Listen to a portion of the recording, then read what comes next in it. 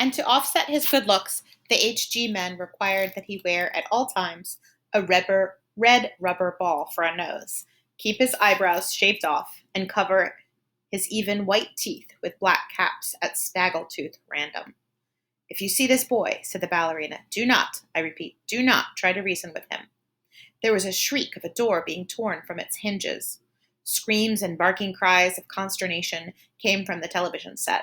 The photograph of Harrison Bergeron on the screen jumped again and again, as though dancing to the tune of an earthquake. George Bergeron correctly identified the earthquake, and well he might have, for many was the time his own home had danced to the same crashing tune. My God, said George, that must be Harrison. The realization was blasted from his mind instantly by the sound of an automobile collision in his head. When George could open his eyes again, the photograph of Harrison was gone. A living, breathing Harrison filled the screen. Clanking, clownish, and huge, Harrison stood in the center of the studio. The knob of the uprooted studio door was still in his hand. Ballerinas, technicians, musicians, and announcers cowered on their knees before him, expecting to die. I am the Emperor, cried Harrison. Do you hear? I am the Emperor.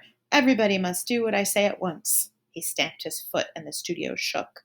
Even as I stand here, he bellowed, crippled, hobbled, sickened, I am a greater ruler than any man who ever lived. Now watch me become what I could become. Harrison tore the straps of his handicap harness like wet tissue paper, tore straps guaranteed to support 5,000 pounds. Harrison's scrap iron handicaps crashed to the floor. Harrison thrust his thumbs under the bar of the padlock that secured his head harness. The bar snapped like celery. Harrison smashed his headphones and spectacles against the wall. He flung away his rubber nose, revealed a man that would have awed Thor, the god of thunder. I shall now select my empress, he said, looking down on the cowering people. Let the first woman who dares rise to her feet, claim her mate and her throne. A moment passed, and then a ballerina rose, swaying like a willow. Harrison plucked the mental handicap from her ear, snapped off her physical handicaps with marvelous delicacy. Last of all, he removed her mask. She was blindingly beautiful. Now, said Harrison, taking her hand, shall we show the people the meaning of the word dance? Music, he commanded. The musicians scrambled back into their chairs, and Harrison stripped them of their handicaps too. Play your best, he told them, and I'll make you barons and dukes and earls. The music began. It was normal at first.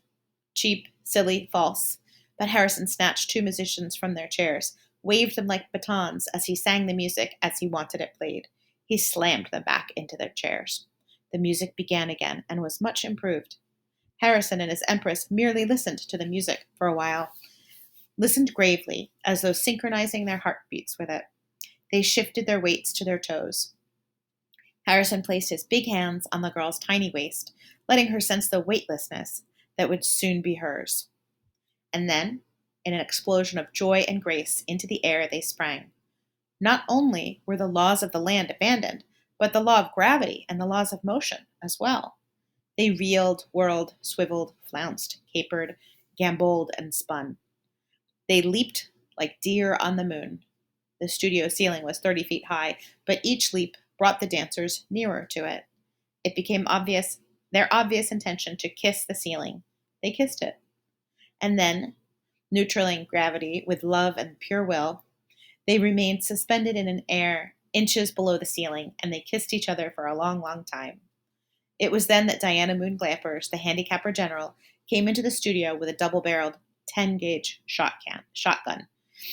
She fired twice, and the Emperor and the Empress were dead before they hit the floor. Diana Moon Glampers loaded the gun again. She aimed it at the musicians and told them they had 10 seconds to get their handicaps back on. It was then that the Bergeron's television tube burned out. Hazel turned to comment about the blackout to George, but George had gone into the kitchen for a can of beer. George came back in with the beer, paused, while a handicap signal shook him up. And then he sat down again. You've been crying, he said to Hazel. Yep, she said. What about? He said. I forget, she said. Something real sad on television.